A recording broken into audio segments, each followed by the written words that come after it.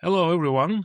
This is another episode of What's Up with Startups, where we deep dive into what, how, where, and who does to scale up next generation climate solution. And today I'm excited to have as a guest Alexey Lokhov, the CTO of Blue Capsule. And Blue Capsule is a French deep tech startup developing modular sodium-cooled high-temperature reactor.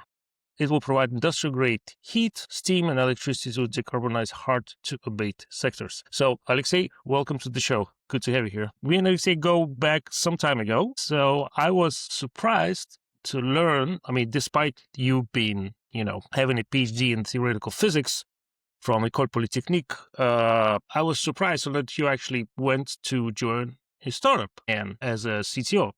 So, that's a bit long road. And what made you say, okay, now I want to build this? You had a great career before, like in a leading nuclear company. And now you say, okay, that's it. I'm doing the startup now. As a CTO, I'm quitting all that. And that's in Paris. That's in Europe. And Europe is not famous for, people dropping out of corporation, just going for a startup. Yeah, thank you for the question. Of course, it's all driven by the circumstances to some extent. So since I live in Europe, I was very much motivated to join the startup by my energy bill. When suddenly I realized how exposed we are to import of natural gas. When you receive a bill of 3,000 euros, you realize that something is wrong. And at the same moment, my friend and future co-founder, Edouard Rourcade reached out to me with his idea of improving high-temperature nuclear reactors by reducing the operational pressure, so making low-pressure, high-temperature reactors. So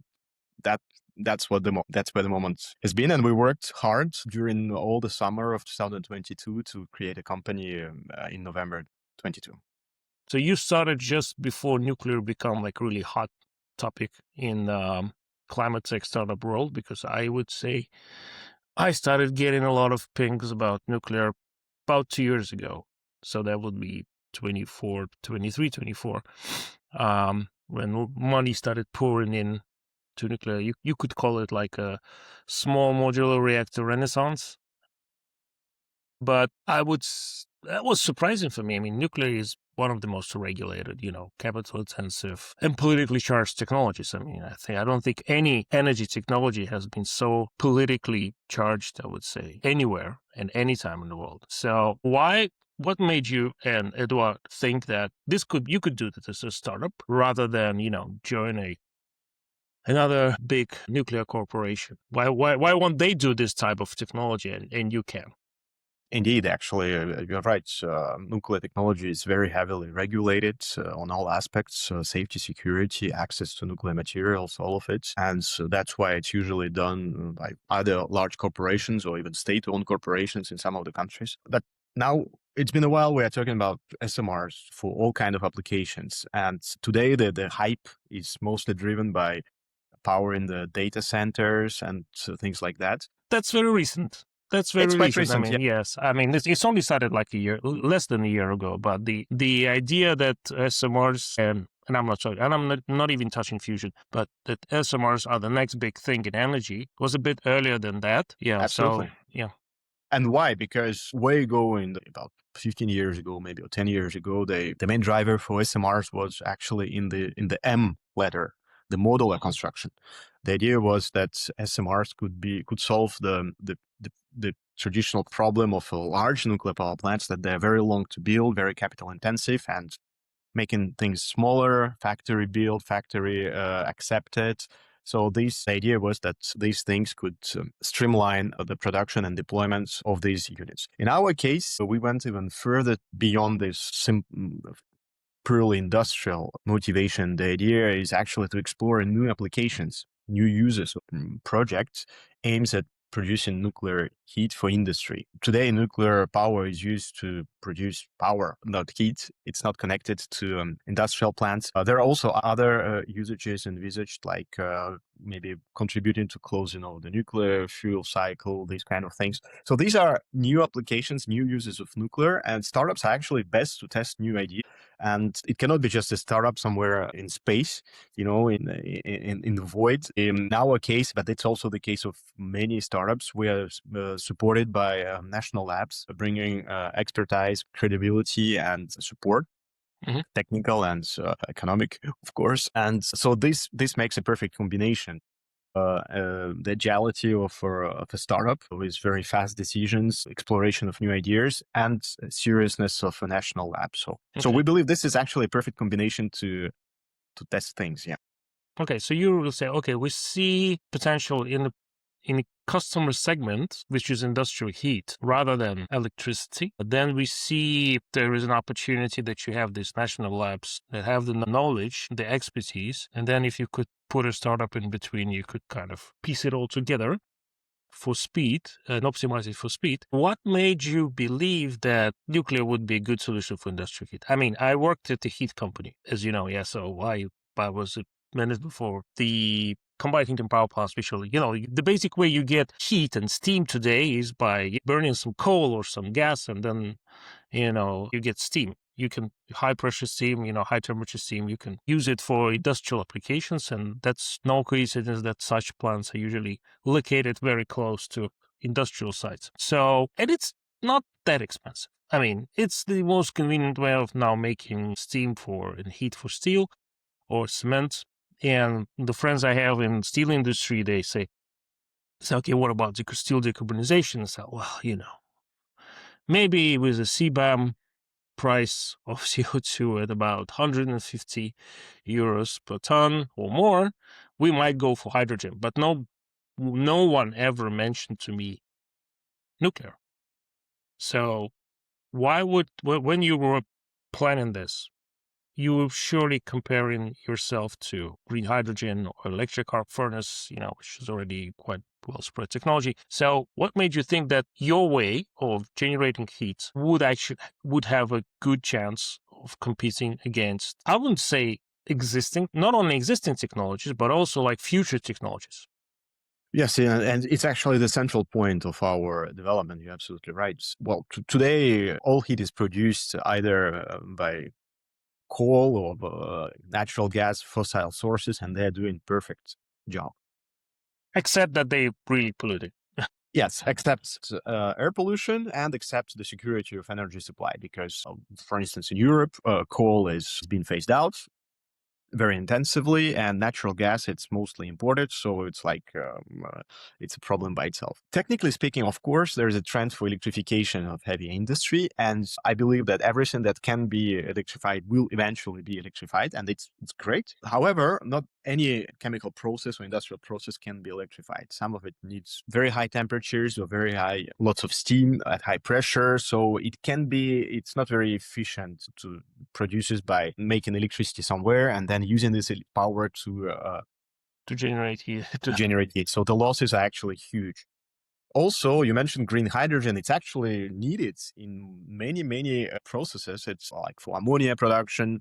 Even if tomorrow we speak about steel making activities, so direct reduction of iron requires hydrogen. Today, all this hydrogen is produced basically from natural gas. So we are back to the same problem. In our case, we specifically aim at segments that cannot be electrified, and there are some.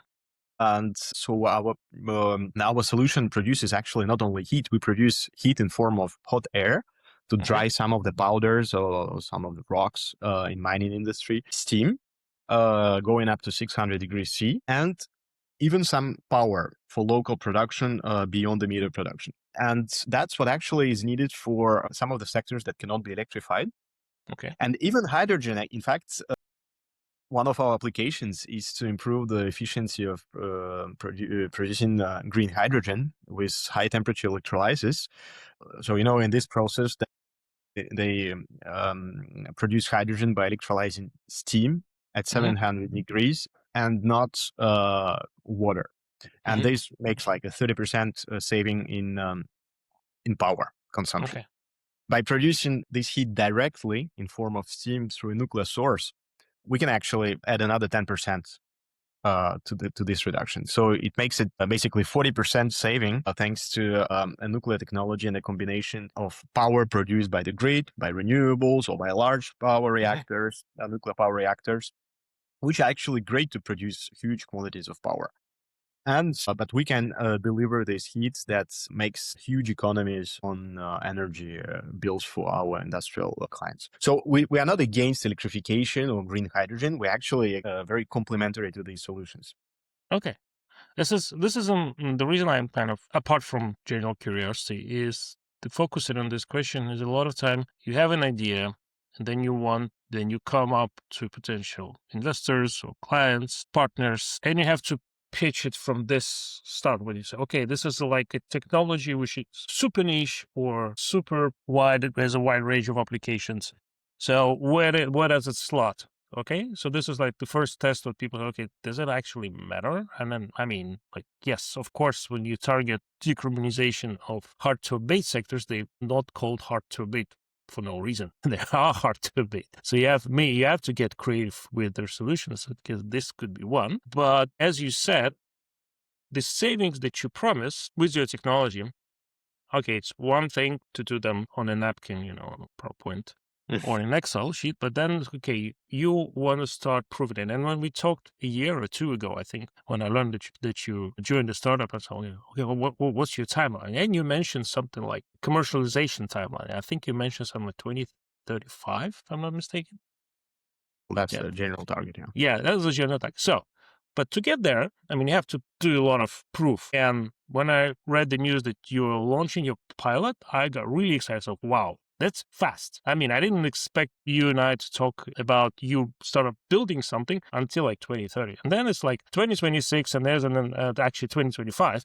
And then there's an announcement that you're building the ELISE, if I'm pronouncing it correctly. What do you call it? ELISE part. So you're building your like a 9-meter high sodium loop, which will run at 750 degrees centigrade. So for people who never worked with, just do us a little crash course in liquid sodium. What makes it so technologically challenging? And why do you need like a build, almost like a full size installation rather than maybe do a small bench test? Yeah, nuclear is a technology requiring data for licensing, for validation. So this is our case. So we need to go through these prototypes to demonstrate how things work, to demonstrate to get adequate thermal hydraulic data for nuclear regulators, for instance, or to validate the models. So we are not in some kind of new physics here, but since sodium in our case is, but by the way, why do we need sodium? Usually high temperature reactors, they use pressurized helium as coolant. And actually, the way we improve this technology is by basically reducing this pressure and replacing pressurized helium by non-pressurized liquid sodium. So this that's how you get the energy cost down. Yeah, because that makes the whole thing much cheaper. You don't need to increase pressure. You don't need energy for pressure. That's hence. And you don't need all these pressure vessels that are very difficult to build in series, that are expensive. So we are in some kind of, so we have the complexity of managing liquid sodium, of course, which is compensated by improvement of supply chain capability and general simplicity of design. But in this case, we need to demonstrate how this sodium flows through the core, through all the systems. And in our case, this sodium flows in natural circulation. And natural circulation is something that has to be modeled at scale, right? So we can do some predictions using numerical models, but they always require experimental validation. And in this case, in order to properly model natural circulation, you need the full of the loop. So that's why we cannot. How big is that? It's about 9 meters. Yeah, it's about 9 meters. So it's a rather big loop. Yeah. And with this loop, we'll get all the thermal hydraulic data that we need for licensing. We'll also jump on the opportunity to demonstrate how the whole system works with energy transmission from what is simulated by the heating elements of the nuclear core, then the primary coolant, and then the series of heat exchangers. So we'll be able to demonstrate, including to our industrial clients, how the whole system works, that we are able to predict how it works, and also do some material testing, of course. So, but correct me. So this is a cooling system that you're demonstrating. You're Absolutely. not actually building for this pilot a reactor core. No. This is a non-nuclear installation. It's Okay. it's a test loop. Yeah. Okay. Yes. Thanks. There was a particular site you were building at. Yes. Pardon my French. The Peyrolles-en-Provence. So yes. How did you choose the site? What was your key criteria for locating that pilot? Well, first of all, we looked for any kind of location just to have it, right? But the Oh, there could be criteria, many. I mean, France is quite rich in, scientific research centers where you have lots of ways to test all kinds of things. I mean, France was and still is quite, R&D advanced, I would say, in all things physical. yeah, So but I you're would absolutely imagine right. you're quite spoiled for choice, I think. Yes, of course. So that was our primary list of potential sites. Because you cannot put this kind of installation just in a parking lot, right? So that's you need some kind of infrastructure around.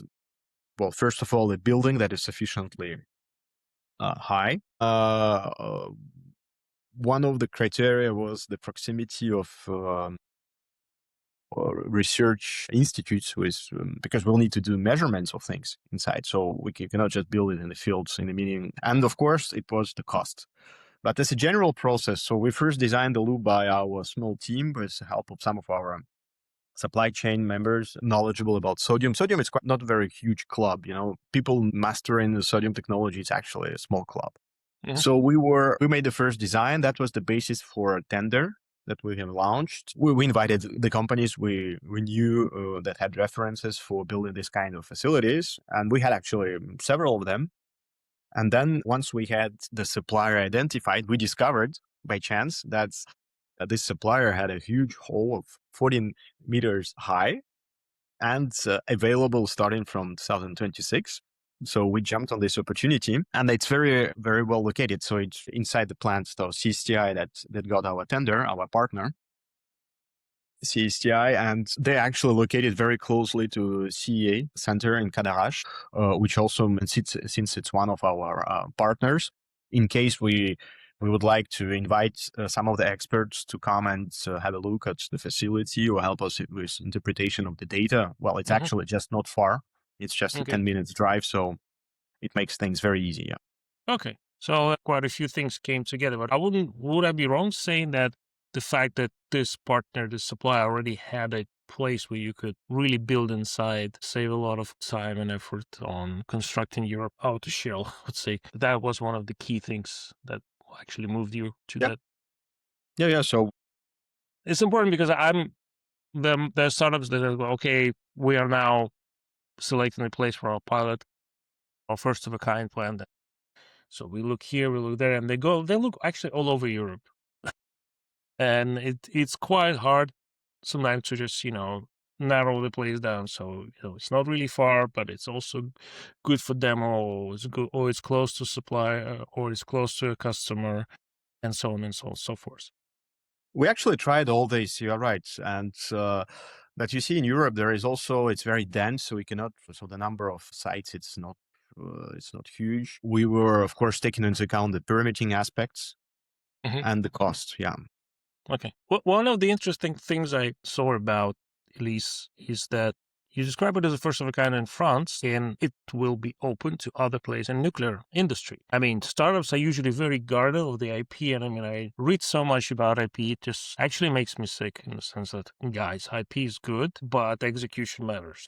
And so a lot of IP was just going to waste because nobody actually tried to build it. But in your case, you're not only building it, but you're also saying, okay, please have a look. Was this a strategic choice, to share with the broader sector, or is it a way, to justify costs, investments, or something else? Well, it was a strategic choice for us because, well, first of all, we also protect our IP, the key IP that defines our product for sure, and it is protected. Now, when it comes into some practical work, well, as I mentioned earlier, the sodium club is not huge, right? There are not a lot of people mastering sodium. Actually, everybody except us intends to use sodium for other things, right? For sodium cooled fast reactors, for instance, or for some thermal solar plants, some chemical applications. So It's actually not that we are not in competition. Well, except maybe for Ah, SFRs, you can say, okay, there are SMRs, we are SMRs, but inside we know that we are not aiming at the same things.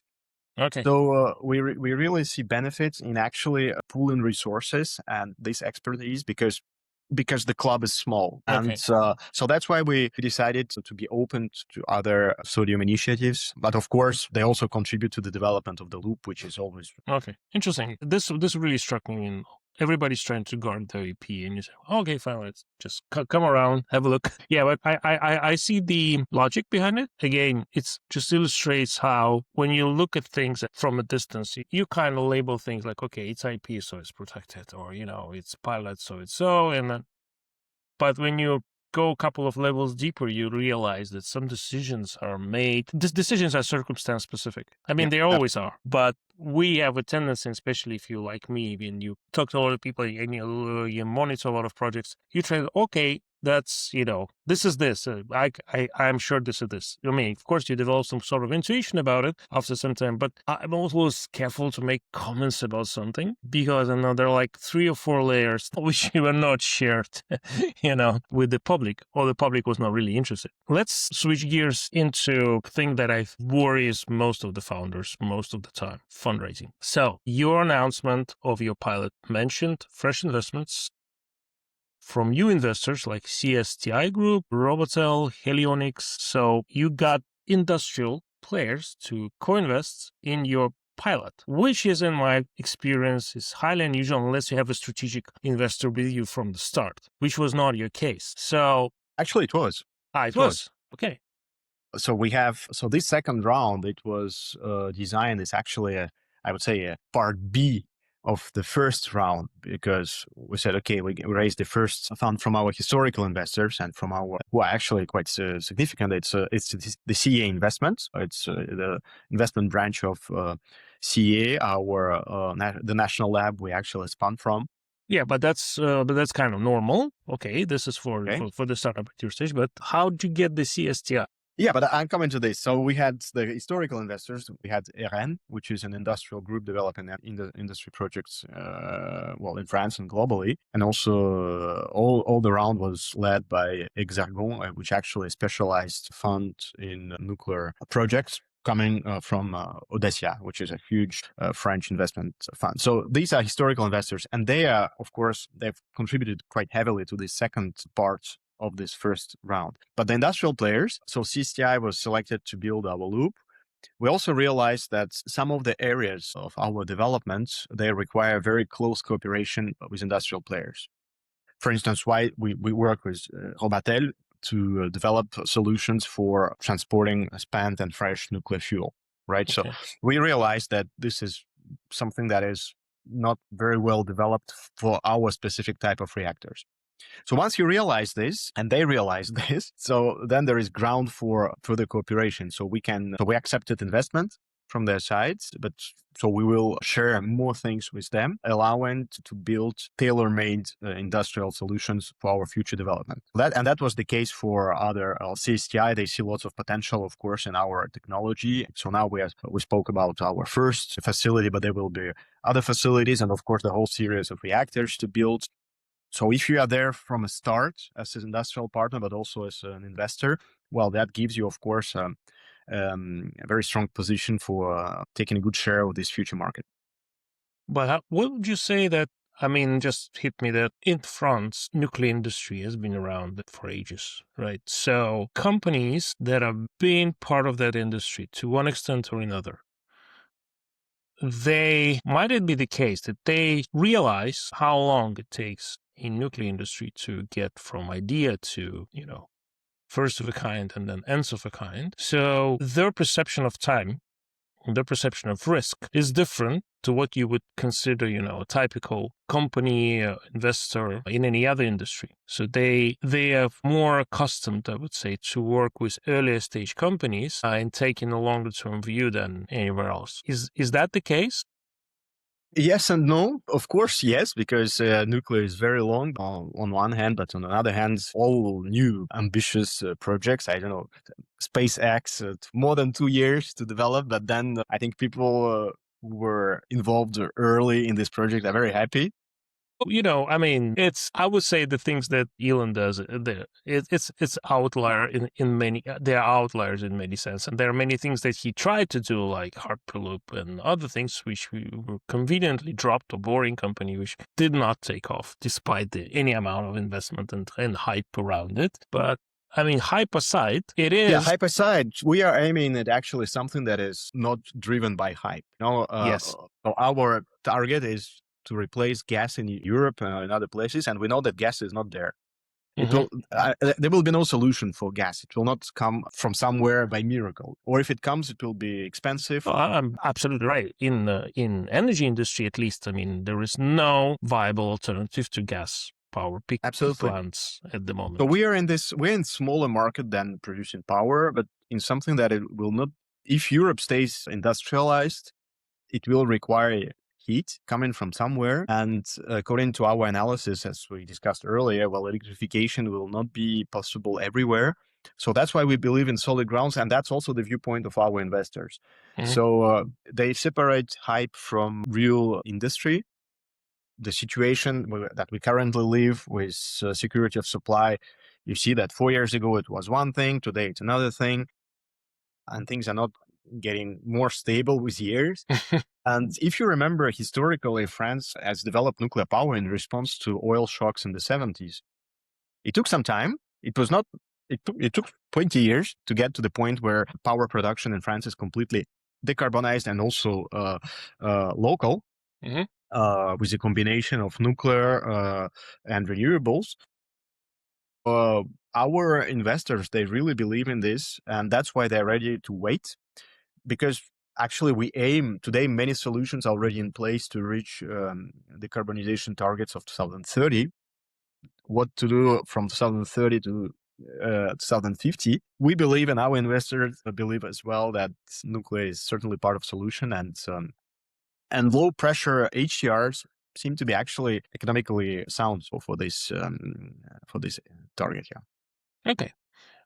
If we move to one other investor, which was core to your finance, the budget, the public funds, because you're part of France 2030.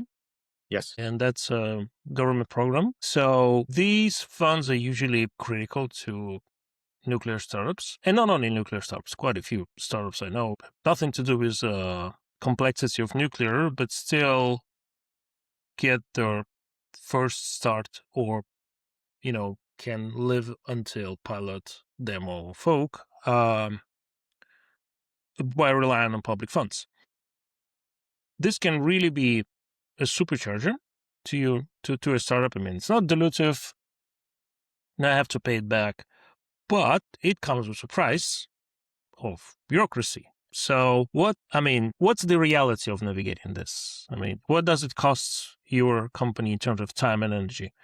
So is it worth it, this effort, or would you rather be, quickly crowd out with private investors and be done?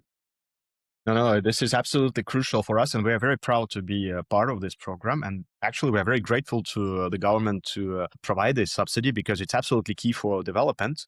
And in general terms, we feel a great support from the French government and even some European governments for these kind of initiatives, for the very reasons we discussed just before, because people understand what we're trying to achieve. But of course, unfortunately, there is some paperwork. That's okay, but once you know about it in advance, so we actually organized our internal processes in a way that we have all the data required for reporting and audits that are taking place sometimes, and which are normal. I mean, the state money has to be protected. So we don't feel it like a huge burden. Okay, there is a couple of forms to fill once or two times per year, but it's certainly worth it. And again, we believe that, and we feel it, that what is required, it's actually a strict minimum. We don't feel like useless forms for the government. So it's all very well linked to what we have promised, and which is central to our project, is that we actually, startup is good to explore the ideas, but then startups have to deliver what they have promised. So actually, the state funding, the monitoring of the state funding is very much linked to these KPIs. That's interesting, because a lot of time I hear about state funds being wasted on some initiatives which never work. Hydrogen being a good example of that. Many times, and people get outraged. How does the state even considers financing such projects? Just a waste of public funds. And so what you're saying now is that it actually, having public funds forces you to develop some accountability. Yeah, which absolutely. is the first time I heard this position, because I had another conversation recently about public funds and actually not one but a couple of conversations, and they're on my podcast, that the general takeaway was, now that's hard. Like, you have to spend like 30% of your time, or you need to get specialized assistants to just get the public funds, and then to support them in the process, with all the reporting requirements. Judging from No, what you're we are very saying, far from these figures. So this would have been actually useless, but no, it's much less bureaucratic. Thank okay. God. Okay, France continues to surprise me. I remember you were saying to me when I moved to France, it's get ready for bureaucracy. After Turkey, the French bureaucracy has to learn something from Turkish. It's very reasonable, actually. It is. But, here people need to complain, so this is part of the culture. So. Okay. As I'm still working on that. So, now the customers. I mean, we mentioned in our talk that 2035 is a kind of your target where you go commercial, like full scale commercial. I mean, so, and your customers, like 7 plants, chemical sites, whatever, steel mills. I mean, they are, I think, the last who adopt any kind of new technology. So how you even start a conversation? How you make him to answer phone? It's a very good question. Indeed, first of all, the challenge in our project is that we don't have like a single type of customer, because we need to talk to multiple industries with very different processes, chemical processes or industrial processes, very different business models and business culture. So some of them, they have their own heaters or boilers on site. Some others, they get it from other facilities, nearby facilities. So it's all very diverse. However, as you correctly mentioned, these type of clients, they prepare things very, very early. And now they have some of solutions in place to reach the objectives of 2030. But then they realize that they're going to be a very significant increase in carbon taxation 10 years from today. Okay. There is a general objective in Europe to decarbonize completely some of the sectors in the next 10 to 25 years. And of course, they all watch the news and they watch the energy bills. They see what's going on. So they prepare things early. And but on the other hand, there is lots of hype. So everybody comes and says, "Oh, I've got a great solution here, nuclear or not." But you just plug it into your system and it works. So for us, the main challenge is actually to go through the hype and make sure that we can make a real technical discussion with the experts from this plant or sector to show how it could work in practical terms. So what happens? What kind of redundancy do we need? Because many of these processes cannot be interrupted. Yeah. So they require some redundancy. Some of them they have. This is one of the big things. Then, of course, they're interested in costs. They are interested in the business model, because what they want is just to have the steam or, I don't know, hot air and not to think about it. It has to come like electricity comes from the plug, right? Yes. So we need to go through all these discussions, and they realize that it's important. Once we go through this first wave of hype and we go into technical solutions, they're perfectly aware of the time frame that the development of the solution will require. Sometimes the modifications that would be needed on their side adapt to this or that kind of temperatures. And sometimes we discover that there is a fundamental difference in supplying hot air or burning gas and supplying this flue gas at some temperature, because it's not working the same way with the materials they need to dry or heat up. So sometimes there are some adjustments. So yeah, the first calls are challenging. Sometimes they call us saying, why don't you call us? Because we've seen a solution. And in one of the cases, we actually discovered that our initial screening showed that our solution was not relevant for one type of industry, but they actually made their own evaluation, and their conclusion was that it was not the case. So they called us and proposed us a feasibility study. Now we have lots of these feasibility studies for different sectors, and the initial contact is easier because we can immediately provide some high quality technical information to them, which reduces the hype barrier, I would say, we need to overcome. Okay. But I mean, hype is hype, but you said you are targeting like 50 euro per megawatt hour of industrial heat, right? In Europe. That's like quite good number. And your customers looking on this number from the perspective of decarbonization and avoiding unnecessary costs required associated with European Union rules and regulations. How sensitive is this 50 euro per megawatt hour to the EU ETS carbon price? I mean, how is your business model dependent on the European carbon price? Well, it's an important factor. 50 euro per megawatt thermal, this is our target for the end user. We hope actually to be a little bit lower than that in the serial, but we'll need to see actually. So we're still in rather early design. But we are rather confident that this promise, at least with the 50 euro per megawatt hour at some reasonable discount rate, we can achieve it. You are absolutely right. The general competitivity, well, the heat prices 15 years ago, they were much lower than that. We were in the 30s, or 30 to 40 in Europe, euro per megawatt hour. However, well, the disturbance of supply, we've seen actually bills going up to 1,000 euro per megawatt hour. Average, a large, several months average high of 250 without any carbon taxation. Mhm. And you see that if you take the statistics for the last, I don't know, 30 years, it speaks for itself. So these huge increases and disturbances of supply, they drive the average price and all the losses that the industries have to somehow manage. So they're ready to pay some premium for having a stable supply, not disturbed by things happening outside of the union here. Also, and next comes the carbon price, because Europe is very serious on introducing higher and higher rates for carbon taxation, and this adds very significant amounts. So if you speak about 100 euro per ton of tax, well, this adds 20 euro per megawatt hour thermal, approximately. But we speak about 200, 250, and these kind of levels. So we actually feel rather confident with our level. And don't forget that in our case, this is really the end price. It's not like electricity that is produced at one point and then you need to add all the transmission costs, distribution. In case of heat, it's all located in the near locally. proximity. Okay, so this is not like a green premium. This is insurance premium. Yes, could be seen like this, yeah. Okay, let me take a hard turn now from customer like 180 degrees to your suppliers.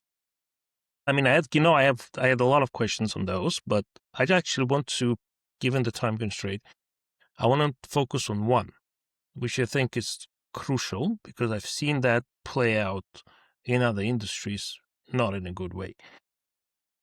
You have agreement with Framatome on TRISO, and so your reactor will use TRISO fuel, but TRISO fuel is not yet commercially produced at scale anywhere in the world. So that puts your strategic plan in dependency on that fuel, and it's been available and ready and actually meeting the requirements. So how big is that dependency for you, and what's your mitigation strategy? That fuel would not be ready for some reason outside of your control when you are ready. You're absolutely right. Nuclear fuel, it's the central part of any nuclear reactor, and there are no nuclear reactors without nuclear fuel. In the fuel, there are two things: the shape of the fuel and the material, the nuclear material inside. And actually, the second part, it's also very important. In our case, we use the same enriched uranium like any large light water reactor. However, so this brings us a little advantage if compared with some of our SMR colleagues that rely on high assay, low enriched uranium. So basically, somewhere between 10 and 20% in enrichment, because this kind of material it's not easily available in the market conditions today. Although there are of course initiatives in the US and the UK to have this production, but at least we are covered by the material side.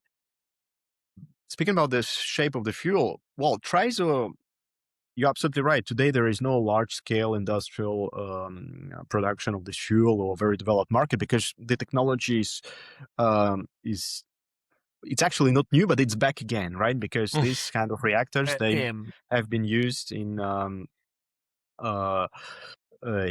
Europe, in the US, in the UK, in Japan, and today they are in use in China. But all these are rather small projects. Framatome, it's a huge partner for us, and in general terms, we actually decided not to reinvent the wheel, and we are relying on the French supply chain, which is very developed, and so we really focus on our design, and everything we can actually get from the French supply chain or European supply chain, we take it. And we're very proud of this agreement with Framatome to develop a European TRISO. But we, and especially they, are not starting from zero. Framatome owns the required IP for coming also from the French or from the German projects in good old times. And quite recently, about 20 years ago, a test facility has been operated in France and produced some initial batches of fuel that has been irradiated also. So there is some irradiation data for the regulator. So it's actually not starting from scratch. The starting point is very mature, and we believe that the time that we have in front of you is more than sufficient to build the TRISO line here in France with their technology, because they're not starting from scratch. They know what to do. They have the suppliers. They have the licensing basis. They have the required maturity of the regulator also with this kind of fuel in France. Mm-hmm. So that's why we're really confident. But of course, this is not the only supplier in the world for our units. We don't exclude the client, because actually the entity that buys the fuel, it's the operator. It's the end, the final operator. So they decide which kind of fuel they would like to take, and they will have all the market freedom to procure it also from overseas if required. Okay. Well, thanks. It's now much more clear that you do have. I mean, at least the partner you work with is big and can be relied on, at least the chances that they will succeed with this over the time scale that you have, of the timeline that you have, should be sufficient. Because I've seen some startups rely on startups to, make something, and then one of them fails and the whole chain actually, falls apart. Just two more questions before we wrap up. And those are about people. So first thing, like nuclear industry, first about the team that you work with. I mean, you and I, we well know that nuclear industry attracts certain kind of people. And what I would like to say is that people working in nuclear industry are used to basically work there for life. You join a nuclear company or a company that operates in nuclear industry, you stay there for ages. I mean, you need expertise to develop, network to develop. It's all very industry specific. And the industry itself, with its long horizon time, is very well suited to providing you with good enough job security, and good enough pay so that you don't want to actually switch jobs. Now, startups are everything but that. You don't have any security. Your future is uncertain. You're small. Your budget, how much you pay depends on your next fundraise, which may or may not come. I mean, you are everything that people working in nuclear don't like in terms of job, at least, except maybe one thing. But you tell me, what do you do differently? How you get people in, because you need to get people from nuclear industry probably at some point, or at least for some position. How you motivate them? I mean, you cannot match Electricité de France, so or Framatome with your salaries and your bonuses and perks. How you manage that? How you compete for that? And I mean, you need best talent out there. How you address that?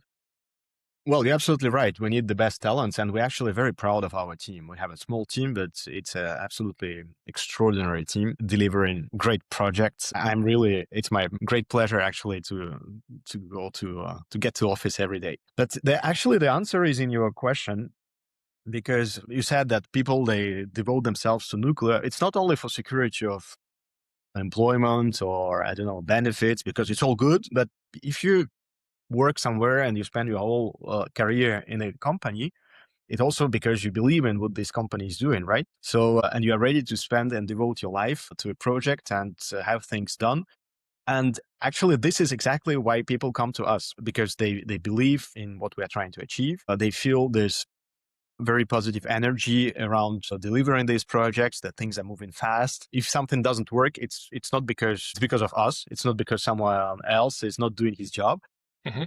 And this attracts people. And most of our team, they actually came by themselves. We didn't even try to like headhunt them. So, so That's people nice. believe in what, and we see the energy in the team. We feel the great motivation of our colleagues in everything that we are doing. And yeah, so people work for the idea. People work for because they believe in what they're doing. And But they don't work for free, right? no, nobody works for free, but I mean, we're also trying to be effective on this side as well. So yeah, that's for it's amazing that in all the interviews we conducted, we never started with discussing the salary. Well, it's also not very, I would say, in France, it's also, let's say, normal, but we have a very international team. But even with this international diversity, actually, our future colleagues, they asked a lot about the project, how things work, what are the next steps. So Okay, yeah, nice. I mean, that's what is great about it.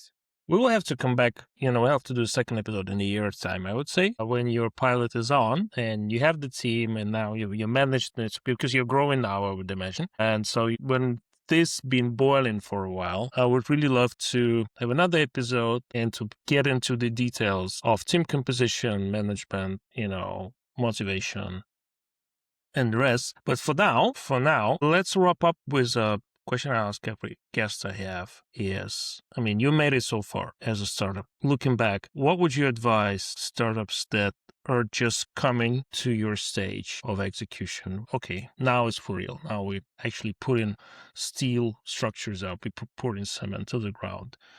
What should they watch out for? I think there's one thing to watch for, and that's the very idea of all the things we're doing, and for defending the startup model in this kind of field. Actually, we need to deliver what we promise. It can be small, it can be big, but it has to be.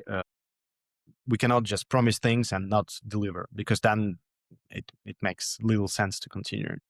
So yeah, I have just one advice: don't overpromise and deliver what is promised.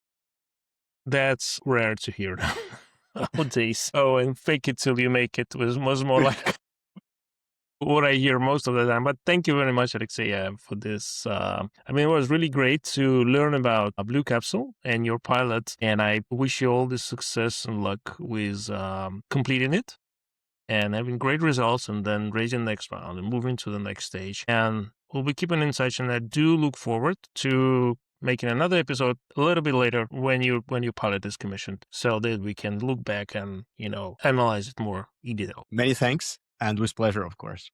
Okay. Thank you for inviting me. Thank you, Alexey. Good luck.